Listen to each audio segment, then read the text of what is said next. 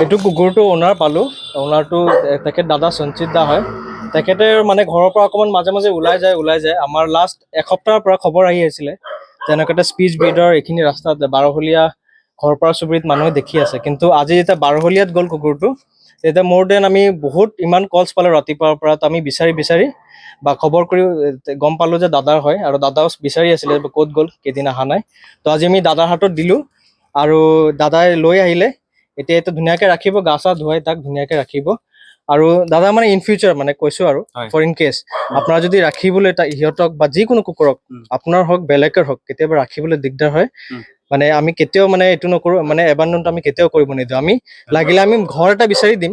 In future যদি কেতিয়াবা তেনেকুৱা হয়, আপোনাৰ লাগে যে মই পৰা নাই, মই কাৰোবাৰ এটা ভাল ফেমিলিলৈ দিবলৈ বিচাৰোঁ, তো আপুনি আমাৰ থ্ৰু দি কেনে কৰিব পাৰে, বা আপুনি নিজেও কৰিব পাৰে, নিজৰ ফ্ৰেণ্ডছৰ ফেমিলিৰ মাজতো কৰিব পাৰে।